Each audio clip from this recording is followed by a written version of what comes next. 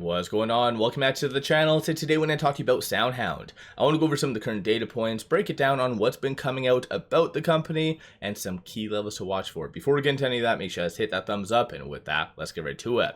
So SoundHound during the pre-market is pretty flat, nothing too significant. It was a little bit more optimistic for a nice recovery first thing, but we've been, as you can kind of see, experiencing extremely low volume.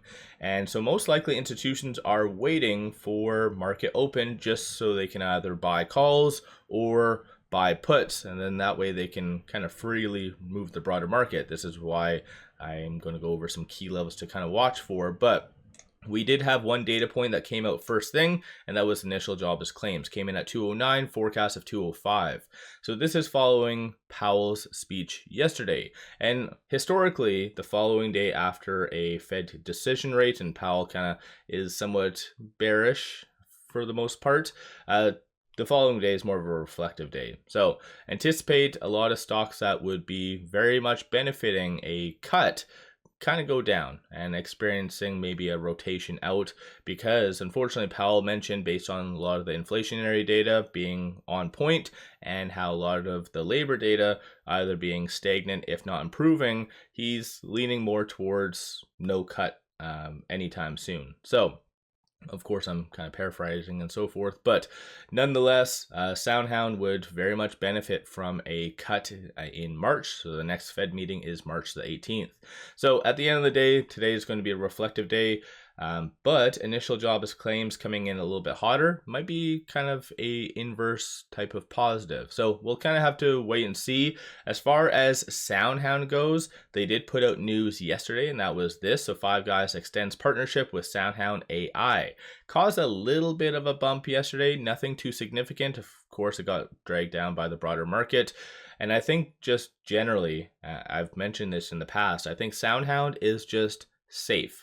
They are playing it extremely safe. And sometimes for a AI play, the market doesn't want safe. It wants you to expand like tenfold. This is why a lot of other stocks in SoundHound sector have higher multiples and are trading kind of a little bit better. Of course, they're more volatile, but at the same time, that's what the market is really wanting from AI plays. So this type of news is okay, but in general, I think based on the most recent kind of partnership that they did announce with Bridgepoint, I think a lot of individuals, including myself, we were anticipating other sectors, not restaurant, not something else. Like, you need to branch out, because if you think about it, SoundHound has the actual platform to be universal. They just like to stick to the 5 main sectors.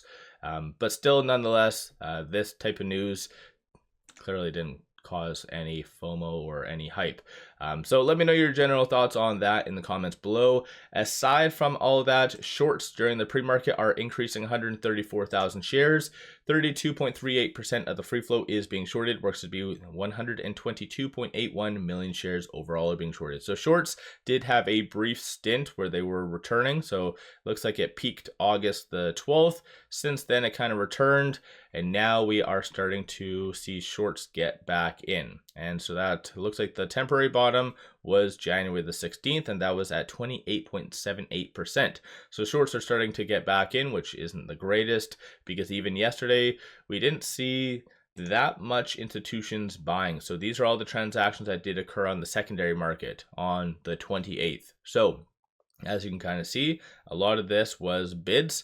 So meaning sells. So a lot of institutions were selling SoundHound, not really buying. So again, going back over here, this didn't cause any level of FOMO. Nobody really kind of bought SoundHound because of this. So they are definitely playing it too safe for the broader market. So hopefully they do really kind of shake things up. But at the end of the day, though, Powell really did hit the market, and we also have that looming shutdown that might be occurring. So that could cause some volatility. Aside from that, though, from a bull standpoint, you see a consensus for it to be roughly around 950 to 10. Bears are anticipating for it to be sub kind of or between 9 to 950. So where we are at, there's a little bit more downside than up. But as I've been very open, and even during the downtrend, I think even when it was at like $11, I said there's 2 levels that you need to watch for. One of which is 1050. The second being 950, and conveniently it has bounced off of that 950 range right over here on the 27th. Even right here on the December 31st, it did kind of bounce off of that general range, so 985 or whatever was the low, but still, nonetheless, this is where that 1050, it wasn't really all that much, so it kind of just easily broke below that. So the next level to watch for is 950. If that does fail to hold, then you can kind of anticipate $8, so $8.97, and that would be crazy. So I know a lot of individuals, when SoundHound was starting to build up some momentum, was at like $15-16. A lot of people were like, hey, I'm going to buy more if it dips. I wish it prayed, or I wish it dipped and whatever. Well, you got your wish. So if you actually do believe in what SoundHound is doing, bigger picture, buy the dip, do what you need to do. I myself, I'm doing more of a laddered approach, as I've mentioned with you, that I'm just selling puts. And 2 weeks ago, some did get exercised at the 1050 strike price. So did buy a little bit more, and possibly this week as well, depending on how it kind of trades, I might get a little bit more. So I'm comfortable with that, because I do believe SoundHound is going to be, even though it's very safe, it is going to continue to grow. And just to put it in perspective, quickly going over here, analyst estimates on a quarterly view, so you can kind of see just a year-over-year growth for Q4 is about 85.51%. They haven't announced the date of their Q4 earnings on a side note, but then you're seeing solid double-digit growth. And even right over here, same goes for revenue, 55%, 54, 39. And this is, again, them playing it safe. They could easily ramp up, do 1 or 2 strategic acquisitions, because SoundHound unfortunately did dilute, and they have a lot of cash. They have a pretty strong balance sheet, so that's, again, a very good thing, puts them in a good scenario. And again, hopefully they don't dilute in the foreseeable future. I don't see that happening until at least best case scenario, kind of like Q3 possibly, or even late Q2. But nonetheless, this is some good growth that I do like. So moral of the story, if you believe in SoundHound, buy the dip, do what you need to do. But as far as some levels to watch for, just watch for that 950, and then over and above that, 897. If it does break below 897, then you might have similar price action to